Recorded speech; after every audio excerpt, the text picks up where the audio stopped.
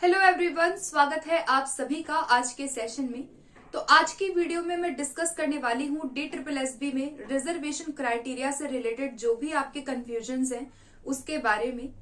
काफी ऐसे कैंडिडेट्स हैं जो अदर स्टेट से हैं और जो DSSB का फॉर्म भरना चाहते हैं, चाहे वो PRT हो, TGT हो या PGT हो।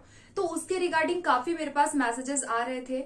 ओबीसी के रिगार्डिंग सबसे ज्यादा मुझे मैसेजेस देखने को मिले हैं कि मैम ओबीसी कैंडिडेट जो है वो अपना फॉर्म किस में फिल करें, SC ST जो कैंडिडेट्स हैं अदर स्टेट के वो कहाँ अपना फॉर्म किस में फिल करेंगे, कौन सी कैटेगरी में करेंगे। तो आइए इस चीज पे हम लोग आज बात करते हैं, पूरी कंफ्यूजन आपकी क्लियर हो जाएगी।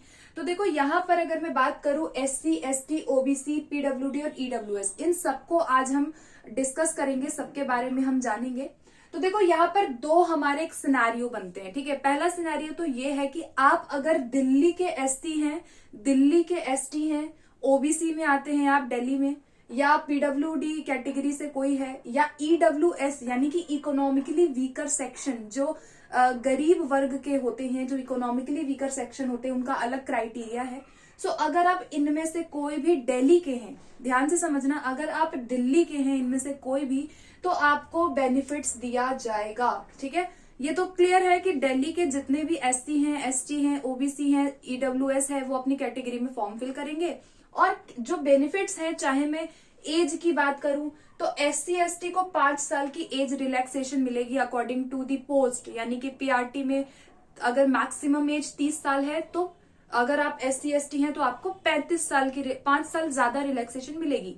इसी तरह से OBC में 3 साल की छूट है, और PWD कोई है तो उसको 10 साल की छूट दी जाती है। उसके साथ साथ अगर कोई व्यक्ति PWD और SC ST साथ में SC ST में से कोई एक है, या वो जो है फिजिकली हैंडीकैप कैटेगरी में आता है, दिव्यांग में आता है, तो उसको 15 साल की छूट मिलेगी। इसी प्रकार PWD में कोई है और साथ में वो OBC है तो उसको 13 साल की छूट मिलेगी। तो ये जो है क्राइटेरिया है, ये कुछ बेनिफिट्स हैं, कुछ रिजर्वेशन है जो प्रोवाइड किया जाएगा। अगर आप दिल्ली के ST हैं, SC हैं, OBC है, किसी में भी आप आते हैं तो आपको सेम बेनिफिट्स आपको मिलेंगे, ठीक है। ये तो क्लियर बात है। अब देखो यहाँ पर EWS में यहाँ पे एज का कोई रिलैक्सेशन नहीं होता है। EWS कैटेगरी से अगर आपने फॉर्म फिल किया है तो आपको 10% का रिजर्वेशन दिया जाएगा, यानी 10% जो सीटें हैं वो EWS जो कैंडिडेट्स हैं उनके लिए आरक्षित की गई है। उसके बाद OBC का एक क्राइटेरिया आप समझना, उसके बाद हम अदर स्टेट पे चलेंगे, ठीक है, जिसमें ज्यादा कंफ्यूजन होती है।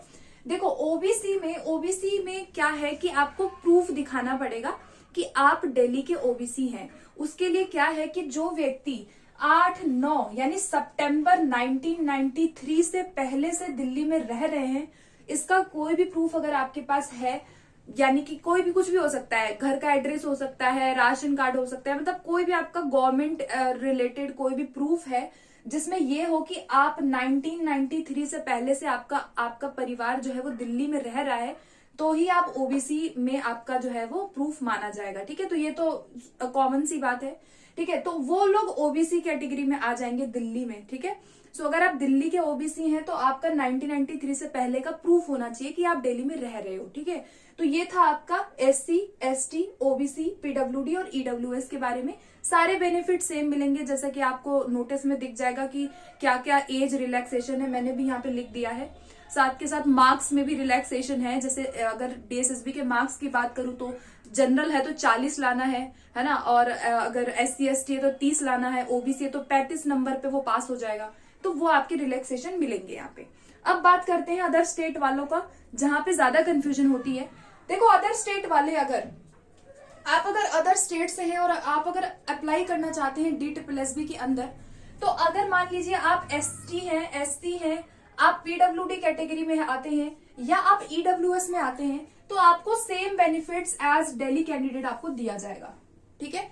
मतलब अगर मान लो मैं यूपी से SC कैटेगरी से हूं, या कोई व्यक्ति है वो यूपी का SC है, या वो यूपी का ST है, या कोई भी ऐसा स्टेट है जहां पे वो SC ST में आता है, तो उसको दिल्ली में भी जो SC ST है उसी में काउंट किया जाएगा। यानी अगर आप DSSB का एग्जाम दे रहे हैं तो आप SC ही माने जाएंगे, ST ही माने जाएंगे।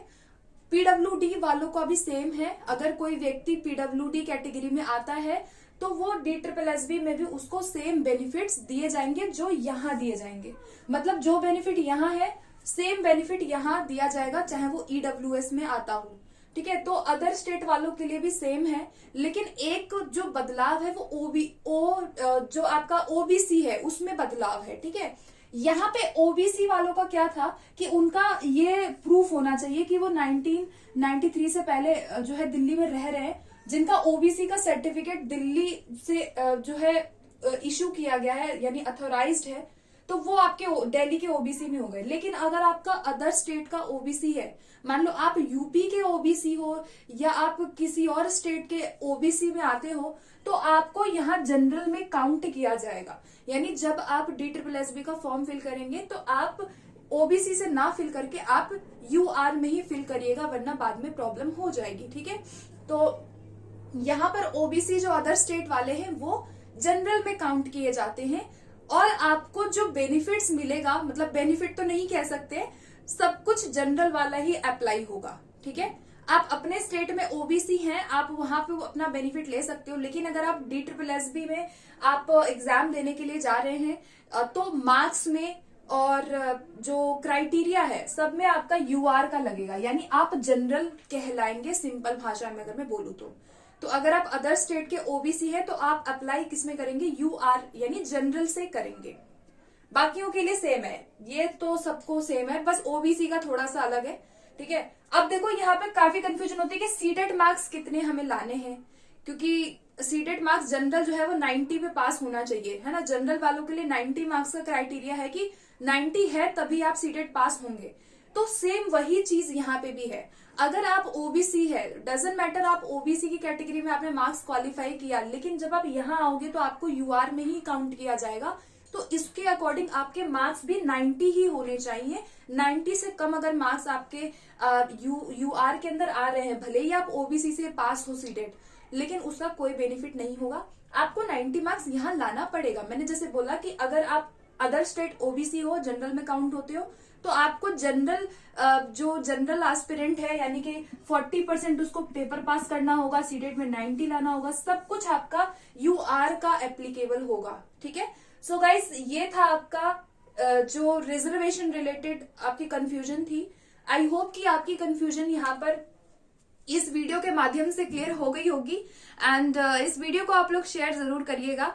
काफी कंफ्यूजन मेरे पास काफी मैसेजेस कल से आ रहे थे, सो आई होप कि ये कंफ्यूजन आपकी क्लियर हो गई होगी। एंड कोई डाउट हो तो आप कमेंट सेक्शन में पूछ सकते हो। उसके अलावा आप चैनल को सब्सक्राइब करना, क्योंकि आगे मैं DSSB PRT की स्ट्रेटेजीज पे बहुत सारी वीडियोस लाने वाली हूँ, और मैं कोर्स भी लाने वाली हूँ पार्ट B के लिए और इंग्लिश के लिए। बेसिकली मेरा फोकस रहेगा इन 2 एरियाज पे, तो आप चैनल से जरूर जुड़ना, चैनल को सब्सक्राइब जरूर करना। ठीक है, तो मिलते हैं फिर अगली वीडियो में। Okay, thank you.